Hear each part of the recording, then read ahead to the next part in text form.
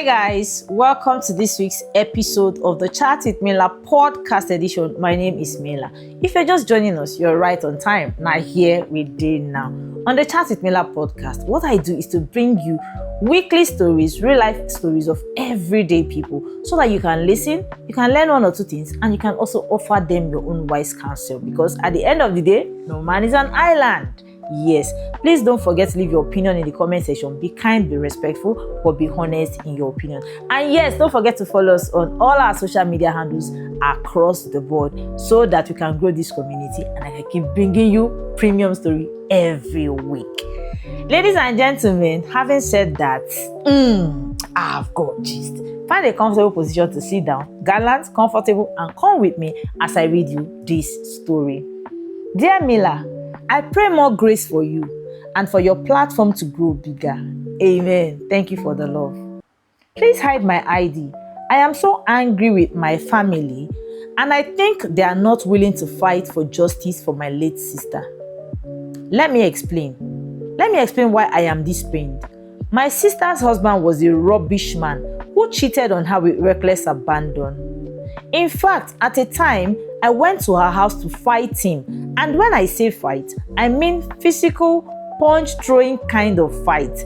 Because one of his mistresses accosted my sister on her way to the market and started insulting her publicly that a crowd even gathered.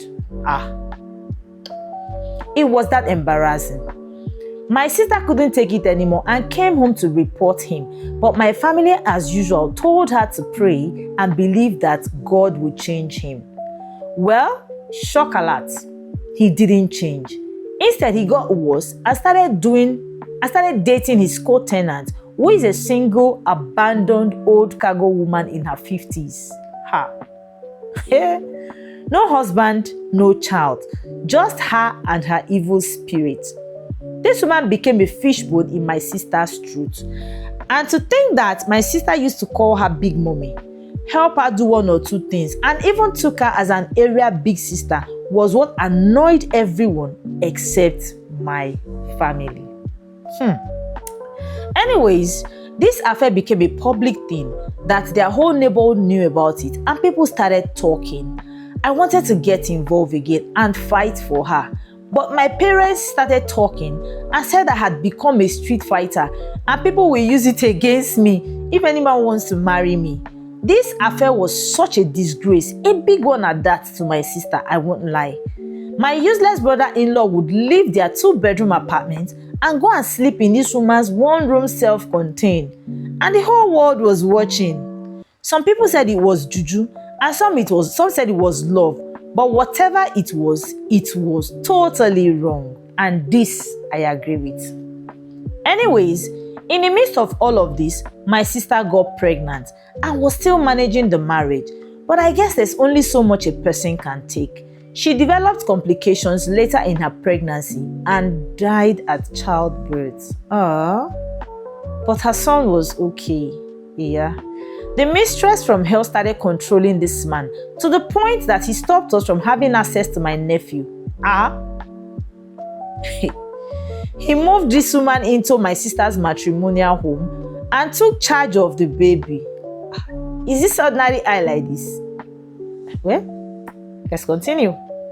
We weren't allowed to visit or see this baby. For 12 whole years, we only saw this baby from afar. My family even went to the police and they said the baby's father has the final say.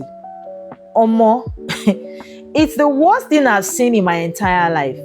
Long story short, this evil woman has died now and my demonic brother-in-law is messaging us to come and see the boy or he can bring him to come visit. Freedom at last. Let's continue. This is where my own anger is. My family is ready to move on and be in my nephew's life like nothing happened. But I believe it shouldn't be so. This stupid man deserves to suffer for killing my sister, ruining my nephew's life, and putting my family in pain for all these years. You may not be totally wrong, Shao. I want to make sure that if this boy comes, he would never go back again, and the father should suffer exactly how he made us suffer for many years. But my family is talking about forgive and forget. I swear I cannot forget. I cannot forgive, and I hope that mistress gets all her karma in hell. But you see this my in-law, I want to show him pepe. I'm thinking of asking my husband for help so we can do change of name for my nephew and send this boy abroad to live with my in-laws permanently. What can I do? How do I make this man suffer? What is the best way to make him feel exactly how we have felt all these years? I cannot forget how my sister suffered. This child wasn't even properly cared for, and he missed out on the love from his mother's family side. It haunts me in my dream, and I want to avenge my sister. Left to my family, they will continue to do Christian born again things. But for me, an eye for an eye. Yes, please help me post. Maybe someone can have an idea of how I can deal with this man who ruined my sister's life, killed her, and made my family suffer. Thank you, and God bless you. Whew. Oh. Now, wow, things they happen, oh, my people. This is before the court of public opinion now. You know, this person is actually right in their own way, and I don't know how to handle this again. So I brought this to the public. Please, what do you think she should do? What do you think would be the best way to deal with this in-law of a man? I don't know what to say, and that's why I brought this here. Please share your opinion in the comment section. Please be kind, be respectful, but be honest in your opinion, because she will be reading and she needs a workable action, something that she can put to use and be satisfied. So leave your opinion in the comment section. And in case you also have your own story you want to share anonymously, kindly use any of the available means on the screen to reach me, and I'll be here as usual to bring your story on air on one of our episodes. And yes, don't forget to like, to comment, to share, and follow all our social media handles across the board so that we can grow this community and I can keep bringing you premium weekly story of everyday people. My people, this is where we draw the curtain for this week's episode.